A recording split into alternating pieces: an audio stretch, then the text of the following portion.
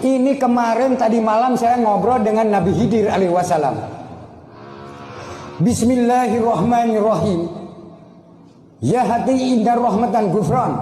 Alhamma asyiri innaka liyamahun innaka liyamafil ma'allah. Wa maqali inna rahmatan syir alayya mafil ma'allah. Alhaqqa liyamafil ma'allah. Ngeri. Apa artinya? Kalau mau terus, kalau enggak kiamat itu. Kenapa disebut kiamat? Sekarang manusia kiamat hati, betul nggak? Kiamat hati sekarang itu. Tidak percaya kepada hati nurani sendiri. Bismillahirrahmanirrahim. Assalamualaikum warahmatullahi wabarakatuh. Sahabat beriman yang dimuliakan Allah, alhamdulillah kita bertemu lagi di channel ini. Sebelumnya aku doakan semoga sahabatku semua senantiasa berada di bawah perlindungan dari Allah Subhanahu wa Ta'ala. Amin ya Rabbal Alamin. Pada kesempatan yang berbahagia ini, mari sejenak kita luangkan waktu kita untuk sama-sama mendengarkan tausiah yang sangat luar biasa dari guru kita, almarhum Kiai Haji Zainuddin MZ. Seperti apa isi tausiah dari beliau? Mari kita simak bersama. Masyiral muslimin yang saya cintai, ada sebuah cerita pendek. Seorang pengendara sepeda motor ditangkap oleh Pak Polisi, lalu diperiksa. Ini motor siapa? Pinjam Pak. Helm? Pinjam. SIM? Pinjam. Kata Pak Polisi, tidak boleh begini. Marah yang naik sepeda motor. Pak Polisi bagaimana? Kok tidak boleh? Yang punya saja bilang boleh.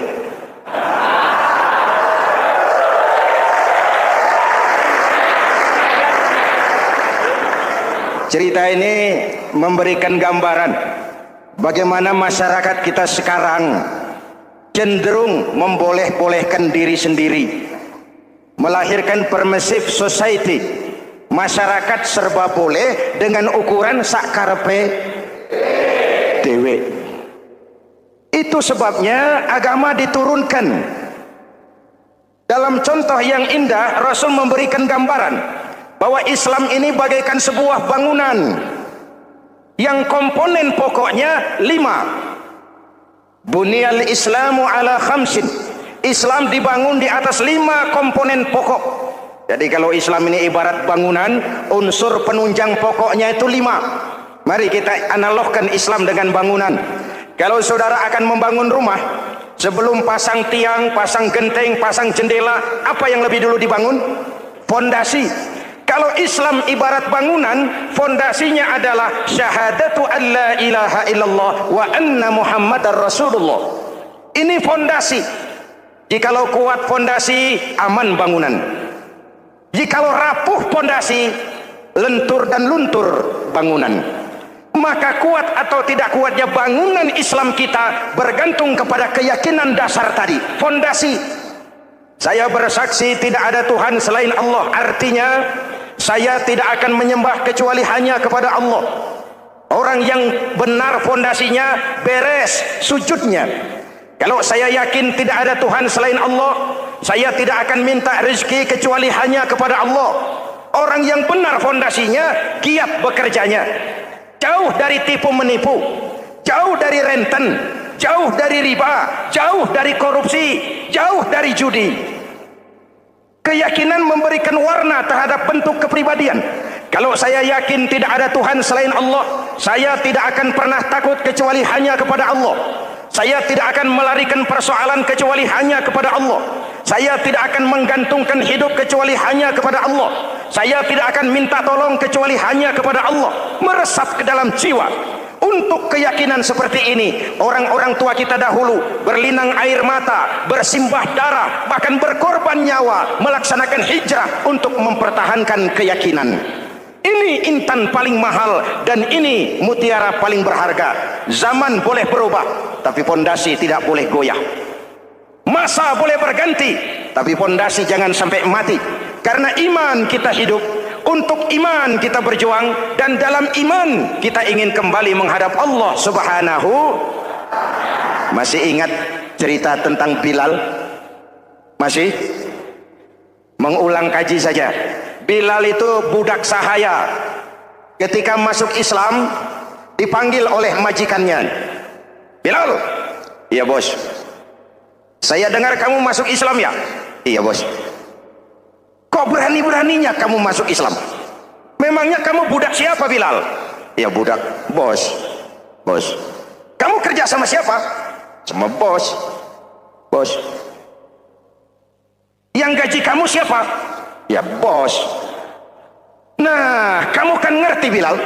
Kamu budak saya, kamu kerja dengan saya, yang gaji kamu saya, yang beri makan saya. Kenapa? Kok beraninya masuk Islam padahal kamu belum saya kasih izin? Bos, bos boleh beli badan saya, tapi jangan mimpi bisa membeli jiwa saya. Tuhan boleh kuasai badan saya, tapi jangan mimpi bisa menguasai keyakinan saya. Saya memang benar Tuhan yang gaji, tapi kan saya digaji, saya kerja. Kerja itu kewajiban saya, gaji itu hak saya. Soal keyakinan, jangan ikut campur bos. Kurang ajar kamu Bilal. Biarin. Bilal, begini saja. Kalau kau mau meninggalkan keyakinanmu, meninggalkan Allah Tuhanmu, kau akan kami merdekakan. Tapi kalau kau tetap dalam keyakinanmu, kamu akan saya siksa sampai mati. Bagaimana? Jangan mimpi bos. Lebih baik mati berkalang tanah daripada hidup bercermin bangkai. Biar saya gugur membela keyakinan daripada hidup jadi penjilat menjual akidah. Itu prinsip.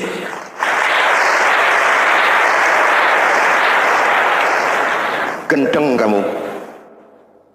Ayo siksa. Tangannya diikat, dihimpit dengan batu berat, dijemur dengan terik matahari padang pasir, terkelupas kulitnya, mengalir darah dari sekujur badannya, pecah bibirnya.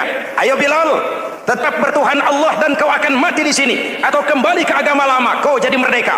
Dari bibir yang pecah itu cuma keluar Allahu Ahad.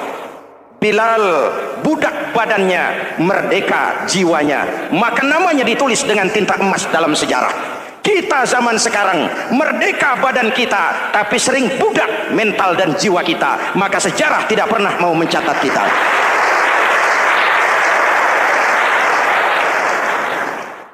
Masyarul muslimin yang saya cintai, fondasi sudah.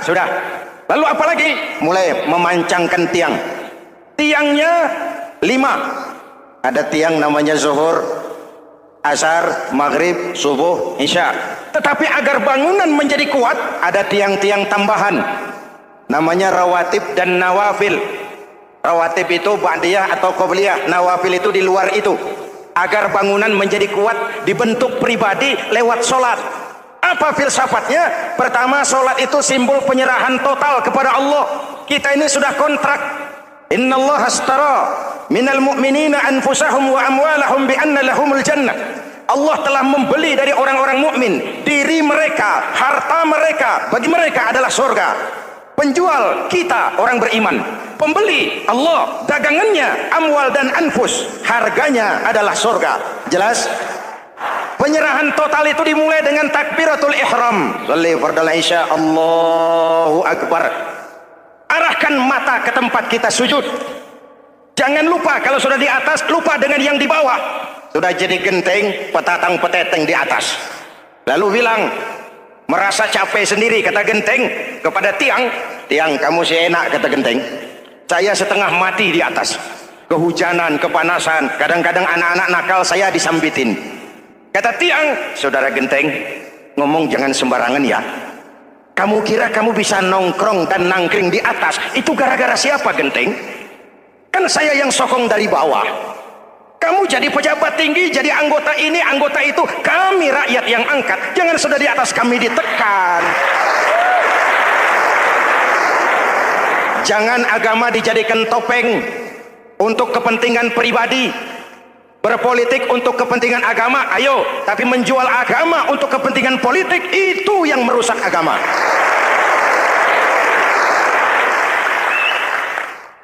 Ini kan kita lagi prihatin, sedang meluncur kasus Bulog Gate 2. Innalillahi wa inna ilaihi raji'un. Kita lihat sajalah para petinggi kita sekarang bagaimana menyikapi hukum. Sebab saya dengar ada bargaining, orang takut teriak maling sapi karena DE maling wedus. Tidak berani teriak ada maling sapi karena dia maling kambing. Yang lain maling ayam, dikumpulin ternyata maling semua.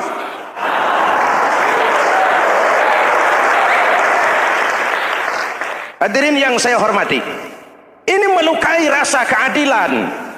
Oleh karena itu sholat mengajarkan kepada kita, dalam posisi berdiri lihat tempat sujudmu, jangan menteleng terus ke atas lalu lupa dari mana kita berangkat. Itulah maknanya tawadhu, rendah hati, tidak melonjak angkuh dan sombong. Ada sebuah hadis Rasulullah bersabda, idza aradallahu biqaumin khairan, apabila Allah menginginkan kebaikan kepada satu bangsa, apabila Allah menginginkan kebaikan kepada satu kelompok rakyat, walla alaihim khulama'uhum, maka yang naik jadi pemimpin adalah orang-orang yang santun, orang-orang yang lemah lembut, bukan orang yang menggunakan kekerasan dan tiran, sedikit-sedikit main pecah. Itu terlambat lahir.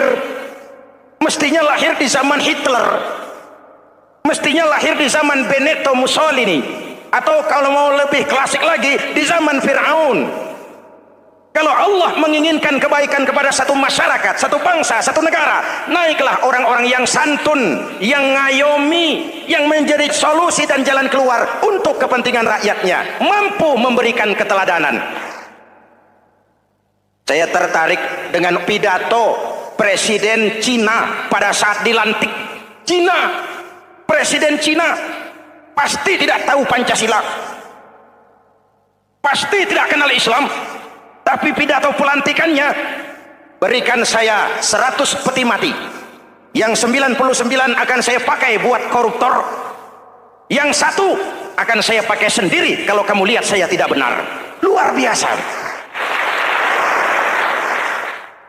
Yang diperlukan sekarang ini keteladanan, hulama'uhum, sikap ngayomi, mencari jalan keluar, bukan memamerkan kekuasaan, memamerkan kekuatan, arogansi, menghormati perbedaan. Itu ciri demokrasi. Lalu wa qadha bainahum ulama'uhum, yang memutuskan hukum adalah pakarnya, ulamanya, mengambil keputusan secara profesional sehingga rakyat beroleh apa yang namanya kepastian hukum, merasa hidup terlindungi, aman dan nyaman. Lalu yang ketiga, wa ja'alal mala fi asqiyaihim, peredaran harta, pergerakan ekonomi berada di tangan orang-orang yang pemurah, yang tidak mau kaya sendiri, tidak mau senyum di atas penderitaan orang lain, menari di atas bangkai saudaranya. Hadirin yang saya hormati, ini cirinya. Tapi sebaliknya kata Nabi, wa idza aradallahu biqaumin syarran, apabila Allah menghendaki kejelekan, keburukan bagi satu bangsa, walla alaihim sufaha'uhum, yang naik jadi pemimpin orang-orang durjana, orang-orang kurang ajar, tapi dipoles dengan topeng yang bagus. Ini musim topeng. Musim apa? Topeng. Topeng itu apa perlunya? Menyembunyikan wajah asli. Sekarang ini Dracula berwajah Arjuna. Ini musim topeng. Kita rakyat harus hati-hati dan punya filter, mampu memilah dan memilih. Walla alaihim sufaha'uhum wa qada bainahum juhaluhum, yang memutuskan hukum, yang mengambil keputusan orang-orang bodoh.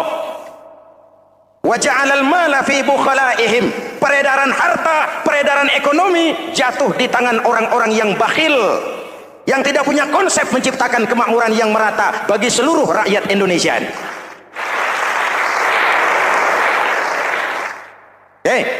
Kita kembali kepada tiang. Ini kan lagi cerita tiang tadi ya. Kalau sedang berdiri, lihat tempat sujud, jangan menteleng terus ke atas. Terserang penyakit tamak bin rakus alias serakah. Nah, selesai. Anggota badan yang paling terhormat ini kepala. Ketika sujud, sama rendahnya dengan telapak kaki. Allahu Akbar, yang besar cuma Allah. Apa bedanya saya dengan saudara? Tidak ada, kecuali saya ngomong saudara dengerin. Kita sama-sama beribadah, sama-sama mencari nilai tambah di hadapan Allah. Apa saya lebih penting dari saudara? Belum tentu. Apa saya lebih hebat dari saudara? Belum tentu. Perasaan lebih penting, lebih hebat, lebih jago, setan. Jelas? Ayo tundukkan kepala. Dia sama rendahnya dengan telapak kaki kita. Yang besar cuma Allah. Allahu Akbar. Lalu diakhiri dengan menebarkan salam. Assalamualaikum warahmatullahi. Assalamualaikum warahmatullahi. Menebarkan salam, mewujudkan rasa aman, damai, bukan menimbulkan keresahan. Hadirin yang saya hormati, ini karakteristik kita. Selesai sholat, kembali ke masyarakat, ajaran salam diterjemahkan. Apa? Rasulullah sallallahu alaihi wasallam bersabda, "Ufsus salam, wasilul arham, wa at'imut ta'am, wa sallu bil laili wan nasu niyam, tadkhulul jannata bisalam." Pertama, ufsus salam, tebarkan salam. Tebarkan salam itu bukan cuma kalau ketemu orang, assalamualaikum, assalamualaikum. Ya, itu zahirnya.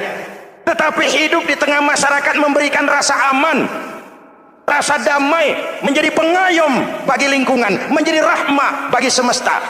Dalam Islam jangankan manusia, binatang saja dilindungi kok. Betul? Betul? Coba kalau belajar istinja itu kan makruh buang air kecil di tanah yang berlubang. Kenapa? Pertama, melindungi binatang yang ada dalam lubang.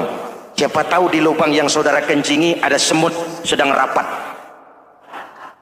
membahas Bulog Gate jilid 2. Apa dosanya lalu mati dikencingi? Ini namanya rahmatan lis semut. Binatang saja dilindungi. Ada hadis, kalau kamu menyembelih hewan, sembelilah dengan cara yang terbaik. Jangan menyembelih ayam dengan pisau tumpul. Ini ajaran apa? Ajaran tentang peri kebinatangan. Rahmatan, memberikan rahmah, salam, keselamatan dan kedamaian kepada masyarakat lingkungan. Itu misi seorang muslim. Hadirin, hadirat, ma'asyiral muslimin yang saya cintai. Saya kembali kepada pesan Nabi tadi itu. Pertama, ufsus salam, sebarkan salam. Sekarang ini kan yang banyak sebarkan isu, sebarkan fitnah, hancurkan nama baik orang, hantam orang di mana-mana. Padahal yang diajarkan ufsus salam, sebarkan perdamaian, bukan permusuhan. Cari kebenaran, bukan kemenangan. Lalu yang kedua, wasilul arham, sambungkan silaturahmi, tegakkan semangat kekeluargaan dan persaudaraan. Karena kita sudah diikat dengan tali akidah. Mari kita saling bertanya setelah lewat hari-hari yang dimana kita seperti saling berhadapan, seperti tercabut dari akar budaya kita sebagai bangsa. Semangat gotong royong, semangat kekeluargaan makin lentur dan luntur, dan perlu kita angkat kembali ke permukaan. Silul arham, sambungkan semangat silaturahmi. Wa at'imut ta'am, berikan makan orang-orang yang kelaparan, mempunyai kepekaan dan kepedulian. Jangan menari di atas penderitaan orang, jangan tersenyum di atas isak tangis tetangga. At'imut ta'am, mempunyai kepedulian yang tinggi. Wa sallu bil laili wan nasu niyam, bangunlah di keheningan malam ketika orang sedang tidur. Istilah saya, kalau mau telepon Allah, jangan lupa nomor teleponnya 44342. Jumlahnya 17. Zuhur, asar, maghrib, isya, subuh 44342. Jangan ragu-ragu, kalau angka cukup telepon sambung. Kalau angka kurang, hati-hati salah sambung. Pak, mau sambung yang lebih cepat bagaimana? Bisa. Selain nomor itu, coba pakai sambungan langsung jarak jauh. Namanya SLJJ. Kapan? Tengah malam. Kenapa tengah malam? Lebih murah. Lebih murah. Saluran kosong, telepon jarang yang pakai, orang banyak tidur. Wa minal laili fatahajjad bihi nafilatan lak asa ay yab'atsaka rabbuka maqaman mahmuda. Nun di keheningan malam, bangun. Seperti bapak-bapak, ibu-ibu sering bangun tengah malam ya, Bu? Ya. Ngapain? Kalau bangun tengah malamnya sih saya percaya, cuma urusannya apa? Kira bangun tengah malam mau tahajud, malaikat sudah mau nulis, cuma buang air kecil, tidur lagi. Hampir salah tulis saya.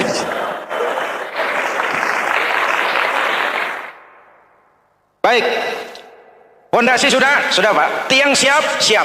Lalu apa lagi? Rumah itu supaya ada batas, perlu pagar, dinding, tembok. Yang jadi batas, dinding, tembok. Puasa, asyamu junnatun. Puasa adalah dinding, benteng yang menyelamatkan manusia jangan sampai menyentuh wilayah lain. Ada batas-batas dan norma yang diindahkan. Selesai, tembok, dinding, selesai. Pagar, selesai. Lah rumah itu supaya bersih, kan harus ada kamar mandi, jendela, pintu, yang fungsinya membersihkan zakat. Kalau dia zakatul mal, dia bersihkan harta kita. Kalau dia zakatul fitrah, dia bersihkan jiwa kita. Kalau dia zakatul tijarah, dia bersihkan bisnis kita. Kalau dia zakatul ma'adin, dia bersihkan barang tambang kita. Karena itu dalam kitab-kitab fikih dikatakan zakat itu adalah harta yang tu'khazu min aghniyaihim wa turaddu ila fuqaraihim. Kiai Haji Zainuddin Hamidi atau dikenal sebagai Kiai Haji Zainuddin MZ. Beliau lahir pada tanggal 2 Maret 1952. Kiai Haji Zainuddin MZ adalah seorang pemuka agama Islam di Indonesia yang populer melalui ceramahnya di radio dan televisi. Julukannya adalah Dai Berjuta Umat karena dakwahnya yang dapat menyentuh seluruh lapisan masyarakat. Dan ia pernah menjabat sebagai Ketua Umum Partai Bintang Reformasi, kemudian digantikan oleh Bursah Zarnubi. Kiai Haji Zainuddin MZ merupakan anak tunggal buah cinta pasangan Turmuzi dan Zainabun dari keluarga Betawi asli. Ayahnya yang pensiunan pegawai PLN adalah seorang yang taat beragama, sementara ibunya seorang ibu rumah tangga. Sejak umur 2 tahun, Kiai Haji Zainuddin MZ sudah ditinggal sang ayah. Untuk memenuhi kebutuhan hidupnya, sejak kecil Kiai Haji Zainuddin MZ sering membantu sang ibu untuk berjualan nasi uduk. Selama 6 tahun Kiai Haji Zainuddin MZ mengenyam pendidikan di bawah asuhan Kiai Haji Idham Chalid, ulama karismatik asal Kalimantan, sekaligus politisi ulung yang pernah menjabat sebagai Ketua MPR dan Ketua DPR pada periode 1971 sampai 1977. Kiai Haji Zainuddin MZ ini semakin dikenal masyarakat ketika ceramahnya mulai memasuki dunia rekaman. Kasetnya beredar bukan saja di seluruh pelosok Nusantara, tetapi juga ke beberapa negara Asia. Kiai Haji Zainuddin MZ pernah diangkat menjadi anggota Majelis Permusyawaratan Rakyat Republik Indonesia periode 1997 sampai 1999. Beliau pernah mengisi di suatu acara TV seperti acara Tabligh Akbar Ramadan, Indosiar mulai dari tahun 2000 sampai tahun 2001. Acara TV pengantar sahur dan berbuka puasa, Indosiar dari tahun 1999 sampai 2002. Dakwah puasa acara TV SCTV dari tahun 1991 sampai 2001. Kiai Haji Zainuddin MZ meninggal dunia pada 5 Juli 2011 dalam perjalanan menuju Rumah Sakit Pusat Pertamina karena serangan jantung dan gula darah. Ia meninggal setelah sarapan bersama keluarga di rumahnya Gandaria 1, Kebayoran Baru, Jakarta Selatan. Itulah biografi singkat dari beliau. Mari kita kirimkan Al-Fatihah untuk beliau, Kiai Haji Zainuddin MZ. Jikalau kuat fondasi, aman bangunan. Jikalau rapuh fondasi, lentur dan luntur bangunan. Maka kuat atau tidak kuatnya bangunan Islam kita bergantung kepada keyakinan dasar tadi, fondasi.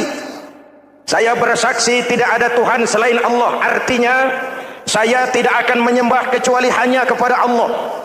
Orang yang benar fondasinya beres sujudnya. Kalau saya yakin tidak ada Tuhan selain Allah, saya tidak akan minta rezeki kecuali hanya kepada Allah. Orang yang benar fondasinya giat bekerjanya, jauh dari tipu menipu, jauh dari renten, jauh dari riba, jauh dari korupsi, jauh dari judi. Keyakinan memberikan warna terhadap bentuk kepribadian. Kalau saya yakin tidak ada Tuhan selain Allah, saya tidak akan pernah takut kecuali hanya kepada Allah. Saya tidak akan melarikan persoalan kecuali hanya kepada Allah. Saya tidak akan menggantungkan hidup kecuali hanya kepada Allah. Saya tidak akan minta tolong kecuali hanya kepada Allah. Meresap ke dalam jiwa. Untuk keyakinan seperti ini, orang-orang tua kita dahulu berlinang air mata, bersimbah darah, bahkan berkorban nyawa, melaksanakan hijrah untuk mempertahankan keyakinan. Ini intan paling mahal dan ini mutiara paling berharga. Zaman boleh berubah, tapi fondasi tidak boleh goyah. Masa boleh berganti, tapi fondasi jangan sampai mati. Karena iman kita hidup, untuk iman kita berjuang, dan dalam iman kita ingin kembali menghadap Allah Subhanahu. Masih ingat cerita tentang Bilal? Masih? Mengulang kaji saja. Bilal itu budak sahaya. Ketika masuk Islam, dipanggil oleh majikannya. Bilal, iya bos. Saya dengar kamu masuk Islam ya? Iya bos. Kok berani-beraninya kamu masuk Islam? Memangnya kamu budak siapa Bilal? Ya budak bos. Bos. Kamu kerja sama siapa? Sama bos. Bos. Yang gaji kamu siapa? Ya bos. Nah, kamu kan ngerti Bilal. Kamu budak saya, kamu kerja dengan saya, yang gaji kamu saya, yang beri makan saya. Kenapa? Kok beraninya masuk Islam padahal kamu belum saya kasih izin? Bos, bos boleh beli badan saya, tapi jangan mimpi bisa membeli jiwa saya. Tuhan boleh kuasai badan saya, tapi jangan mimpi bisa menguasai keyakinan saya. Saya memang benar Tuhan yang gaji, tapi kan saya digaji, saya kerja. Kerja itu kewajiban saya, gaji itu hak saya. Soal keyakinan, jangan ikut campur bos. Kurang ajar kamu Bilal. Biarin. Bilal, begini saja. Kalau kau mau meninggalkan keyakinanmu, meninggalkan Allah Tuhanmu, kau akan kami merdekakan. Tapi kalau kau tetap dalam keyakinanmu, kamu akan saya siksa sampai mati. Bagaimana? Jangan mimpi bos. Lebih baik mati berkalang tanah daripada hidup bercermin bangkai. Biar saya gugur membela keyakinan daripada hidup jadi penjilat menjual akidah. Itu prinsip. Masya Allah, sangat luar biasa kajian yang sudah disampaikan oleh guru kita. Sahabat beriman yang dirahmati Allah, tetaplah di channel ini karena kajian ini belum selesai. Tentunya masih banyak lagi hal-hal menarik yang akan kita dengarkan bersama dari guru kita. Tetaplah di channel ini dan mari kita lanjutkan kembali. Selamat mendengarkan. Masya Allah, sangat luar biasa apa yang disampaikan oleh guru kita, almarhum Kiai Haji Zainuddin MZ. Sahabat beriman yang dirahmati Allah, jangan beranjak dulu. Tetaplah di channel ini, karena kajian ini belum selesai dan masih banyak lagi hal-hal yang menarik yang akan disampaikan oleh beliau. Maka dari itu tetaplah di sini dan mari kita lanjutkan kembali. Selamat mendengarkan. Gendeng kamu. Ayo, siksa. Tangannya diikat, dihimpit dengan batu berat, dijemur dengan terik matahari padang pasir, terkelupas kulitnya, mengalir darah dari sekujur badannya, pecah bibirnya. Ayo Bilal, tetap bertuhan Allah dan kau akan mati di sini, atau kembali ke agama lama, kau jadi merdeka. Dari bibir yang pecah itu cuma keluar Allahu Ahad. Bilal budak badannya, merdeka jiwanya, maka namanya ditulis dengan tinta emas dalam sejarah. Kita zaman sekarang merdeka badan kita, tapi sering budak mental dan jiwa kita, maka sejarah tidak pernah mau mencatat kita.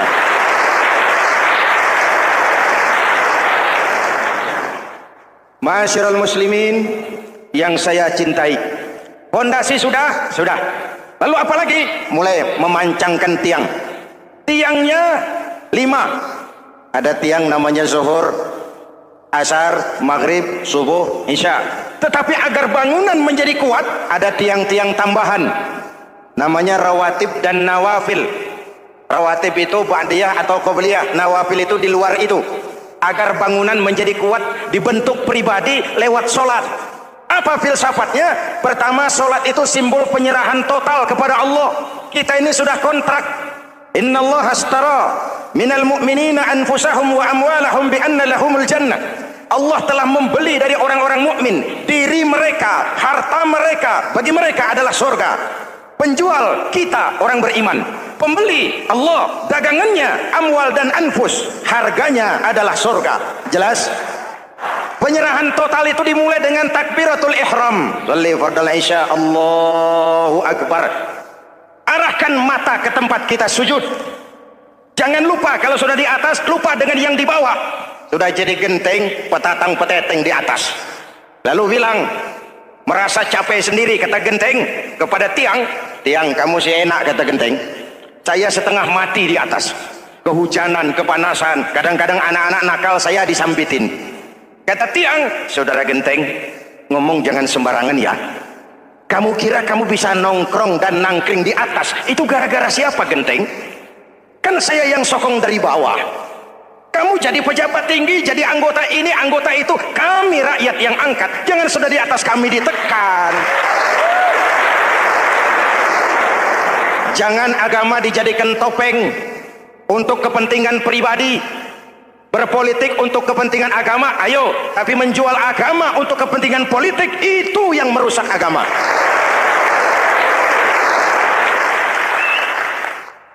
Ini kan kita lagi prihatin sedang meluncur kasus Bulog Gate 2. Innalillahi wa inna ilaihi raji'un. Kita lihat sajalah para petinggi kita sekarang bagaimana menyikapi hukum. Sebab saya dengar ada bargaining, orang takut teriak maling sapi karena DE maling wedus. Tidak berani teriak ada maling sapi karena dia maling kambing. Yang lain maling ayam, dikumpulin ternyata maling semua.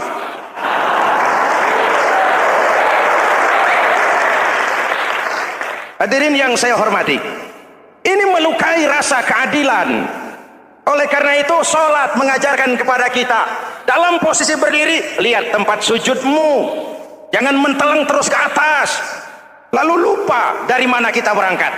Itulah maknanya tawadhu, rendah hati, tidak melonjak angkuh dan sombong. Ada sebuah hadis Rasulullah bersabda, idza aradallahu biqaumin khairan, apabila Allah menginginkan kebaikan kepada satu bangsa, apabila Allah menginginkan kebaikan kepada satu kelompok rakyat, walla alaihim hulama'uhum, maka yang naik jadi pemimpin adalah orang-orang yang santun, orang-orang yang lemah lembut, bukan orang yang menggunakan kekerasan dan tiran, sedikit-sedikit main pecat.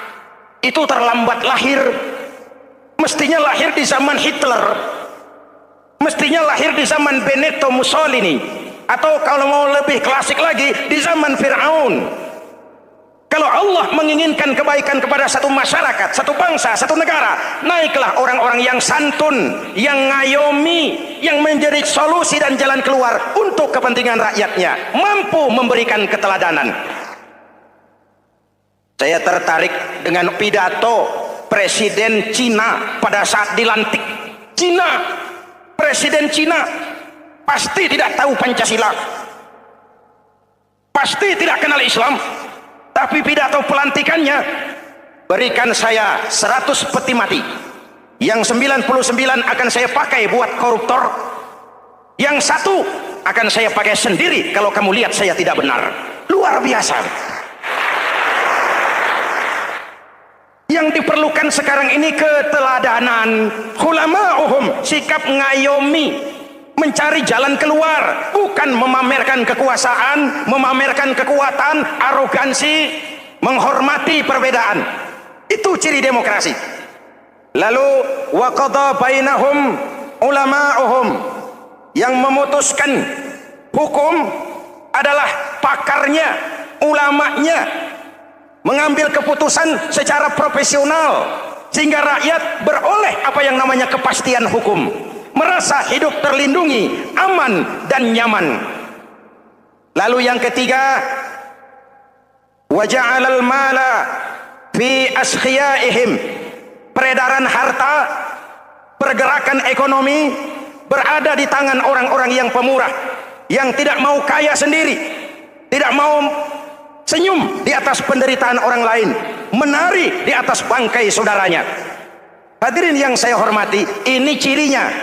Tapi sebaliknya kata Nabi, wa idza aradallahu biqaumin syarran, apabila Allah menghendaki kejelekan, keburukan bagi satu bangsa, walla alaihim sufahauhum, yang naik jadi pemimpin orang-orang durjana, orang-orang kurang ajar, tapi dipoles dengan topeng yang bagus.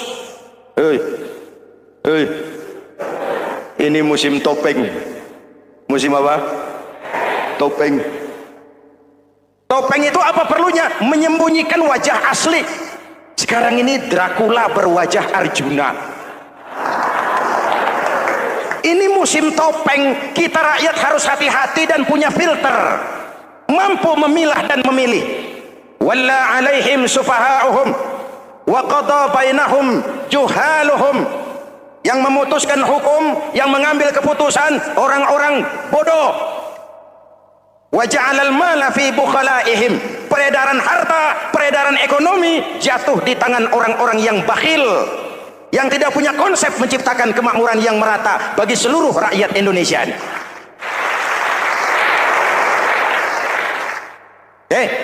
Kita kembali kepada tiang. Ini kan lagi cerita tiang tadi ya. Kalau sedang berdiri, lihat tempat sujud, jangan menteleng terus ke atas. Terserang penyakit tamak bin rakus alias serakah. Nah, selesai. Anggota badan yang paling terhormat ini kepala. Ketika sujud, sama rendahnya dengan telapak kaki. Allahu Akbar, yang besar cuma Allah. Apa bedanya saya dengan saudara? Tidak ada, kecuali saya ngomong saudara dengerin. Kita sama-sama beribadah, sama-sama mencari nilai tambah di hadapan Allah. Apa saya lebih penting dari saudara? Belum tentu. Apa saya lebih hebat dari saudara? Belum tentu. Perasaan lebih penting, lebih hebat, lebih jago, setan. Jelas? Ayo tundukkan kepala. Dia sama rendahnya dengan telapak kaki kita. Yang besar cuma Allah. Allahu Akbar. Lalu diakhiri dengan menebarkan salam. Assalamualaikum warahmatullah. Assalamualaikum warahmatullah. Menebarkan salam, mewujudkan rasa aman, damai, bukan menimbulkan keresahan. Hadirin yang saya hormati, ini karakteristik kita. Selesai sholat, kembali ke masyarakat, ajaran salam diterjemahkan. Apa? Rasulullah sallallahu alaihi wasallam bersabda, "Ufsus salam, wasilul arham, wa at'imut ta'am, wa sallu bil laili wan nasu niyam, tadkhulul jannata bisalam." Pertama, ufsus salam, tebarkan salam. Tebarkan salam itu bukan cuma kalau ketemu orang, assalamualaikum, assalamualaikum. Ya, itu zahirnya. Tetapi hidup di tengah masyarakat memberikan rasa aman, rasa damai, menjadi pengayom bagi lingkungan, menjadi rahmah bagi semesta. Dalam Islam jangankan manusia, binatang saja dilindungi kok. Betul? Betul? Coba kalau belajar istinja itu kan makruh buang air kecil di tanah yang berlubang. Kenapa? Pertama, melindungi binatang yang ada dalam lubang. Siapa tahu di lubang yang saudara kencingi ada semut sedang rapat. Membahas Bologet jilid 2. Apa dosanya lalu mati dikencingi? Ini namanya rahmatan lis semut. Binatang saja dilindungi. Ada hadis, kalau kamu menyembelih hewan, sembelilah dengan cara yang terbaik. Jangan menyembelih ayam dengan pisau tumpul. Ini ajaran apa? Ajaran tentang peri kebinatangan. Rahmatan, memberikan rahmah, salam, keselamatan dan kedamaian kepada masyarakat lingkungan. Itu misi seorang muslim. Hadirin, hadirat, ma'asyiral muslimin yang saya cintai. Saya kembali kepada pesan Nabi tadi itu. Pertama, ufsus salam, sebarkan salam. Sekarang ini kan yang banyak sebarkan isu, sebarkan fitnah, hancurkan nama baik orang, hantam orang di mana-mana. Padahal yang diajarkan ufsus salam, sebarkan perdamaian, bukan permusuhan. Cari kebenaran, bukan kemenangan. Lalu yang kedua, wasilul arham, sambungkan silaturahmi, tegakkan semangat kekeluargaan dan persaudaraan. Karena kita sudah diikat dengan tali akidah. Mari kita saling bertanya setelah lewat hari-hari yang dimana kita seperti saling berhadapan, seperti tercabut dari akar budaya kita sebagai bangsa. Semangat gotong royong, semangat kekeluargaan makin lentur dan luntur, dan perlu kita angkat kembali ke permukaan. Silul arham, sambungkan semangat silaturahmi. Wa at'imut ta'am, berikan makan orang-orang yang kelaparan, mempunyai kepekaan dan kepedulian. Jangan menari di atas penderitaan orang, jangan tersenyum di atas isak tangis tetangga. At'imut ta'am, mempunyai kepedulian yang tinggi. Wa sallu bil laili wan nasu niyam, bangunlah di keheningan malam ketika orang sedang tidur. Istilah saya, kalau mau telepon Allah, jangan lupa nomor teleponnya itu 44342. Jumlahnya 17. Zuhur, asar, maghrib, isya, subuh 44342. Jangan ragu-ragu. Kalau angka cukup, telepon sambung. Kalau angka kurang, hati-hati salah sambung. Pak, mau sambung yang lebih cepat bagaimana? Bisa. Selain nomor itu, coba pakai sambungan langsung jarak jauh. namanya SLJJ. Kapan? Tengah malam. Kenapa tengah malam? Lebih murah. Lebih murah. Saluran kosong, telepon jarang yang pakai, orang banyak tidur. Wa minal laili fatahajjad bihi nafilatan lak asa ayyab'atsaka rabbuka maqaman mahmuda. Nun di keheningan malam, bangun.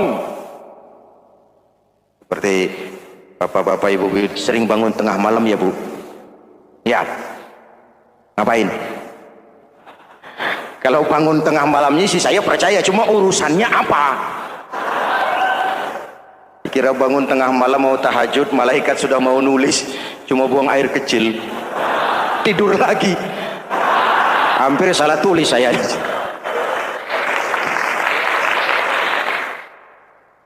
Baik, fondasi sudah Pak. Tiang siap, siap. Lalu apa lagi? Nah, rumah itu supaya ada batas, perlu pagar, dinding, tembok. Yang jadi batas, dinding, tembok, puasa. Asyamu junnatun. Puasa adalah dinding, benteng yang menyelamatkan manusia jangan sampai menyentuh wilayah lain. Ada batas-batas dan norma yang diindahkan. Selesai, tembok, dinding, selesai. Pagar, selesai. Lah rumah itu supaya bersih kan harus ada kamar mandi, jendela, pintu yang fungsinya membersihkan zakat. Kalau dia zakatul mal, dia bersihkan harta kita. Kalau dia zakatul fitrah, dia bersihkan jiwa kita. Kalau dia zakatul tijarah, dia bersihkan bisnis kita. Kalau dia zakatul ma'adin, dia bersihkan barang tambang kita. Karena itu dalam kitab-kitab fikih dikatakan zakat itu adalah harta yang tu'khazu min aghniyaihim wa turaddu ila fuqaraihim.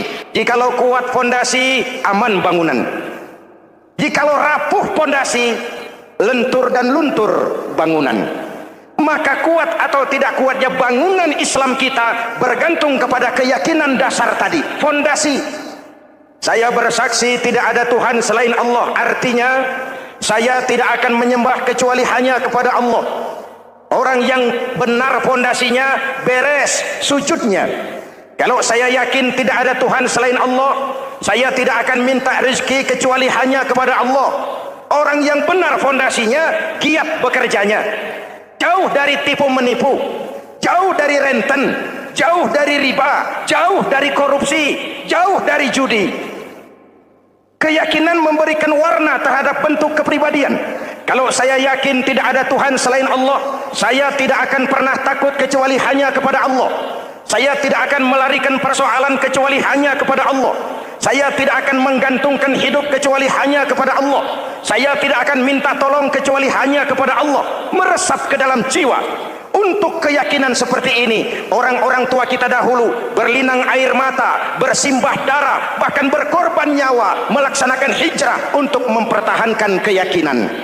Ini intan paling mahal dan ini mutiara paling berharga. Zaman boleh berubah, tapi pondasi tidak boleh goyah. Masa boleh berganti, tapi pondasi jangan sampai mati. Karena iman kita hidup, untuk iman kita berjuang, dan dalam iman kita ingin kembali menghadap Allah Subhanahu. Masih ingat cerita tentang Bilal? Masih? Mengulang kaji saja. Bilal itu budak sahaya. Ketika masuk Islam dipanggil oleh majikannya. Bilal, iya bos. Saya dengar kamu masuk Islam ya? Iya bos. Kok berani-beraninya kamu masuk Islam? Memangnya kamu budak siapa Bilal? Ya budak bos. Bos. Kamu kerja sama siapa? Sama bos. Bos. Yang gaji kamu siapa? Ya bos. Nah, kamu kan ngerti Bilal. Kamu budak saya, kamu kerja dengan saya, yang gaji kamu saya, yang beri makan saya. Kenapa? Kok beraninya masuk Islam padahal kamu belum saya kasih izin? Bos, bos boleh beli badan saya, tapi jangan mimpi bisa membeli jiwa saya. Tuan boleh kuasai badan saya, tapi jangan mimpi bisa menguasai keyakinan saya. Saya memang benar Tuan yang gaji, tapi kan saya digaji, saya kerja. Kerja itu kewajiban saya, gaji itu hak saya. Soal keyakinan, jangan ikut campur bos. Kurang ajar kamu Bilal. Biarin. Bilal, begini saja. Kalau kau mau meninggalkan keyakinanmu, meninggalkan Allah Tuhanmu, kau akan kami merdekakan. Tapi kalau kau tetap dalam keyakinanmu, kamu akan saya siksa sampai mati. Bagaimana? Jangan mimpi, bos. Lebih baik mati berkalang tanah daripada hidup bercermin bangkai. Biar saya gugur membela keyakinan daripada hidup jadi pencilat menjual akidah. Itu prinsip.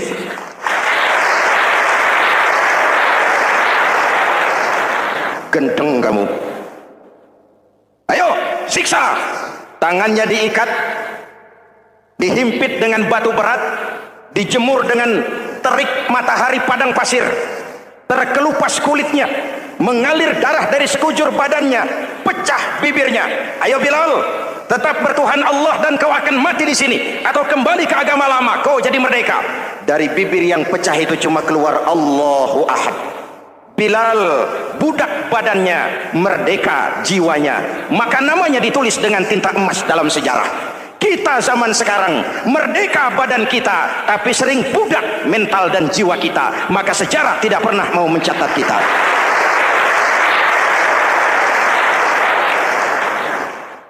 Ma'asyiral muslimin yang saya cintai, fondasi sudah. Lalu apalagi? Mulai memancangkan tiang. Tiangnya 5. Ada tiang namanya zuhur, asar, maghrib, subuh, isya. Tetapi agar bangunan menjadi kuat, ada tiang-tiang tambahan namanya rawatib dan nawafil. Rawatib itu ba'diyah atau qobliyah, nawafil itu di luar itu. Agar bangunan menjadi kuat, dibentuk pribadi lewat sholat.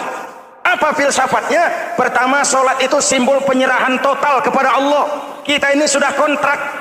Innallaha astara minal mu'minina anfusahum wa amwalahum bi anna lahumul jannah.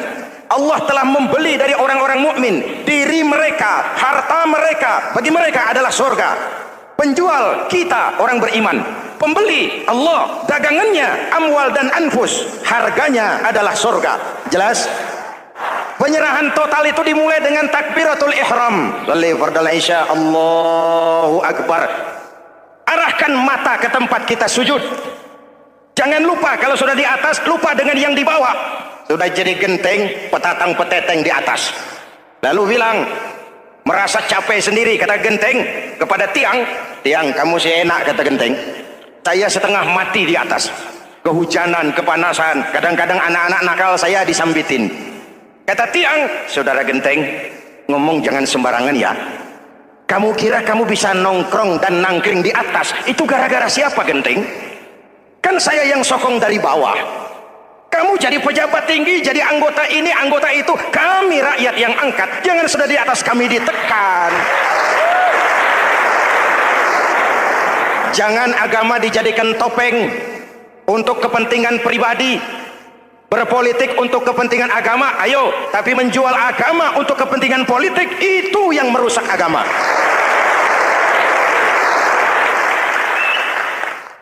Ini kan kita lagi prihatin, sedang meluncur kasus Bulog Gate 2. Innalillahi wa inna ilaihi raji'un. Kita lihat sajalah para petinggi kita sekarang bagaimana menyikapi hukum. Sebab saya dengar ada bargaining, orang takut teriak maling sapi karena DE maling wedus. Tidak berani teriak ada maling sapi karena dia maling kambing. Yang lain maling ayam, dikumpulin ternyata maling semua.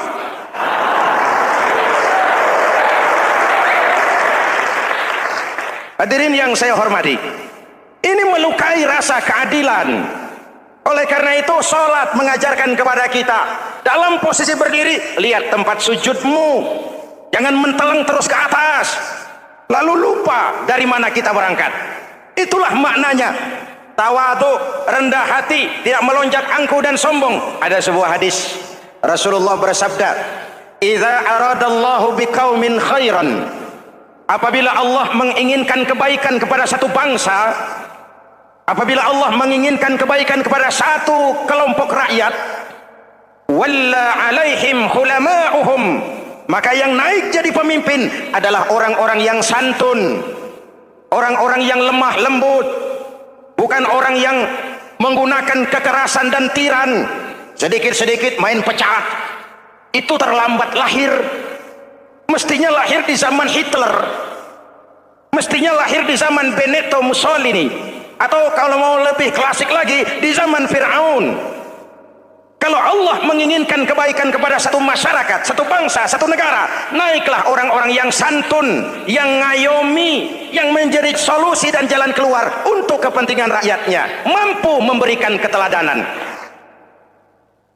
Saya tertarik dengan pidato Presiden Cina pada saat dilantik.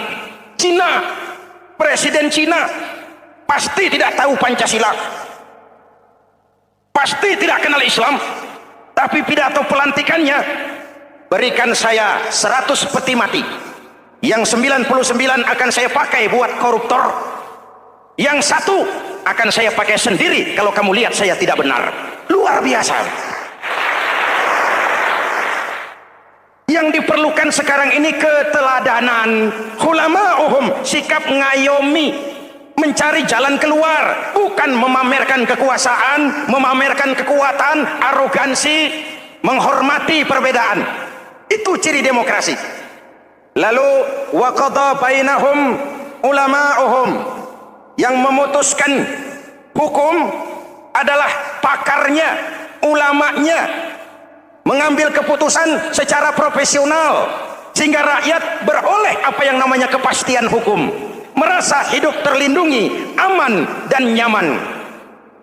Lalu yang ketiga, wa ja'alal mala fi askhiyaihim, peredaran harta, pergerakan ekonomi berada di tangan orang-orang yang pemurah, yang tidak mau kaya sendiri, tidak mau senyum di atas penderitaan orang lain, menari di atas bangkai saudaranya.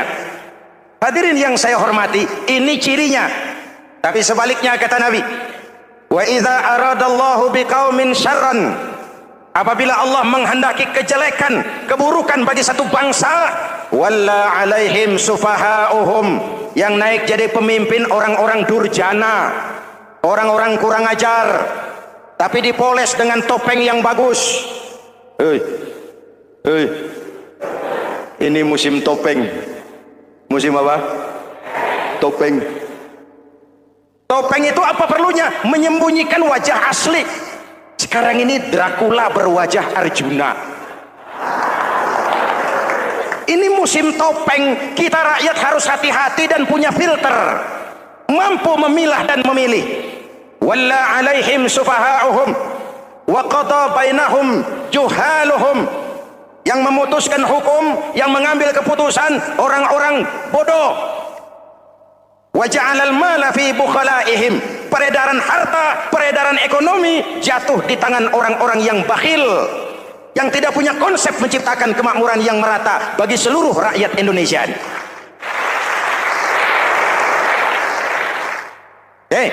Kita kembali kepada tiang.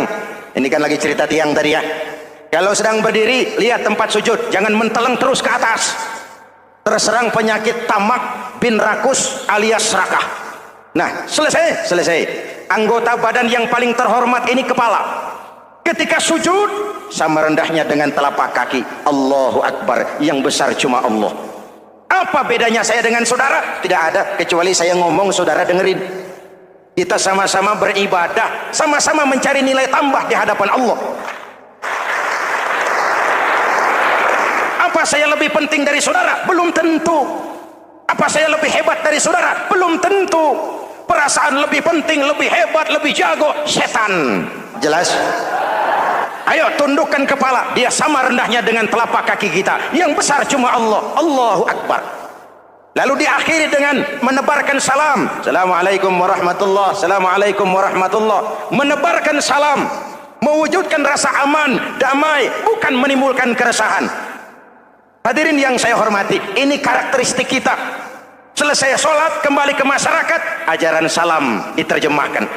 Apa? Rasulullah Sallallahu Alaihi Wasallam bersabda, "Ufsus salam, wasilul arham, wa at'imut ta'am, wa sallu bil laili wan nasu niyam, tadkhulul jannata bisalam."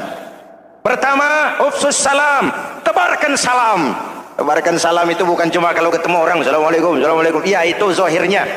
tetapi hidup di tengah masyarakat memberikan rasa aman, rasa damai, menjadi pengayom bagi lingkungan, menjadi rahmah bagi semesta. Dalam Islam jangankan manusia, binatang saja dilindungi kok. Betul? Betul? Coba kalau belajar istinja itu kan makruh buang air kecil di tanah yang berlubang. Kenapa? Pertama, melindungi binatang yang ada dalam lubang. Siapa tahu di lubang yang saudara kencingi ada semut sedang rapat. Membahas Bulog Gate jilid 2. Apa dosanya lalu mati dikencingi? Ini namanya rahmatan lis semut. Binatang saja dilindungi. Ada hadis, kalau kamu menyembelih hewan, sembelilah dengan cara yang terbaik. Jangan menyembelih ayam dengan pisau tumpul. Ini ajaran apa? Ajaran tentang peri kebinatangan. Rahmatan, memberikan rahmah, salam, keselamatan dan kedamaian kepada masyarakat lingkungan. Itu misi seorang muslim. Hadirin, hadirat, ma'asyiral muslimin yang saya cintai. Saya kembali kepada pesan Nabi tadi itu. Pertama, ufsus salam, sebarkan salam. Sekarang ini kan yang banyak sebarkan isu, sebarkan fitnah, hancurkan nama baik orang, hantam orang di mana-mana. Padahal yang diajarkan ufsus salam, sebarkan perdamaian, bukan permusuhan. Cari kebenaran, bukan kemenangan. Lalu yang kedua, wasilul arham, sambungkan silaturahmi, tegakkan semangat kekeluargaan dan persaudaraan. Karena kita sudah diikat dengan tali akidah. Mari kita saling bertanya setelah lewat hari-hari yang dimana kita seperti saling berhadapan, seperti tercabut dari akar budaya kita sebagai bangsa. Semangat gotong royong, semangat kekeluargaan makin lentur dan luntur, dan perlu kita angkat kembali ke permukaan. Silul arham, sambungkan semangat silaturahmi. Wa at'imut ta'am, berikan makan orang-orang yang kelaparan, mempunyai kepekaan dan kepedulian.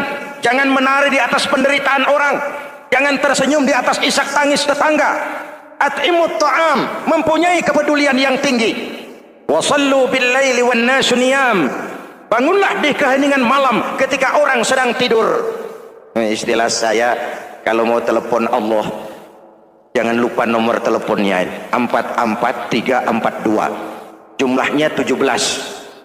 Zuhur, asar, maghrib, isya, subuh, 44342.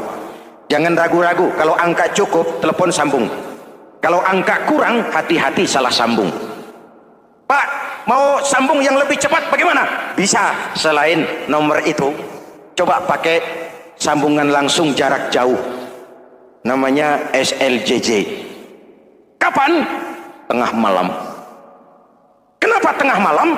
Lebih murah. Lebih murah. Saluran kosong, telepon jarang yang pakai, orang banyak tidur.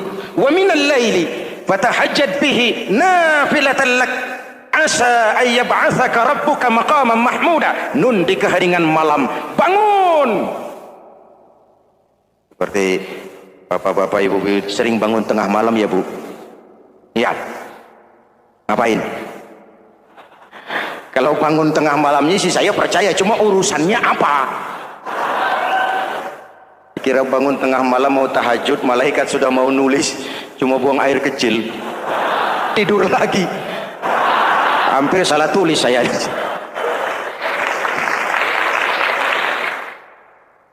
Baik, fondasi sudah Pak, tiang siap. Lalu apa lagi? Rumah itu supaya ada batas, perlu pagar, dinding, tembok. Yang jadi batas, dinding, tembok, puasa. Asyamu junnatun, puasa adalah dinding, benteng yang menyelamatkan manusia jangan sampai menyentuh wilayah lain. Ada batas-batas dan norma yang diindahkan. Selesai, tembok, dinding, selesai. Pagar, selesai. Lah rumah itu supaya bersih kan harus ada kamar mandi, jendela, pintu yang fungsinya membersihkan. Zakat, kalau dia zakatul mal, dia bersihkan harta kita. Kalau dia zakatul fitrah, dia bersihkan jiwa kita. Kalau dia zakatul tijarah, dia bersihkan bisnis kita. Kalau dia zakatul ma'adin, dia bersihkan barang tambang kita. Karena itu dalam kitab-kitab fikih dikatakan zakat itu adalah harta yang tu'khazu min aghniyaihim wa turaddu. Alhamdulillahirrabbilalamin. Demikianlah tausiah yang sangat luar biasa yang sudah disampaikan oleh guru kita almarhum Kiai Haji Zainuddin MZ. Tentunya banyak sekali ilmu, hikmah, dan manfaat yang bisa kita jadikan pelajaran dalam kehidupan kita sehari-hari. Sahabat beriman yang dimuliakan Allah, mari kita doakan guru kita semoga beliau selalu berada di dalam naungan perlindungan dari Allah Subhanahu wa taala, diampuni segala dosanya. Amin ya rabbal alamin. Demikian, wassalamualaikum warahmatullahi wabarakatuh. Setelah kita mendengarkan bersama kajian penuh ilmu, penuh hikmah dan manfaat yang sudah disampaikan oleh guru kita almarhum Kiai Haji Zainuddin MZ, sekarang mari kita lanjutkan aktivitas kita masing-masing. Kudoakan semoga sahabat-sahabatku semua selalu diberikan kesehatan, kelancaran, dan dimudahkan segala urusannya. Amin ya rabbal alamin. Sampai bertemu lagi di video ceramah selanjutnya. Wassalamualaikum warahmatullahi wabarakatuh.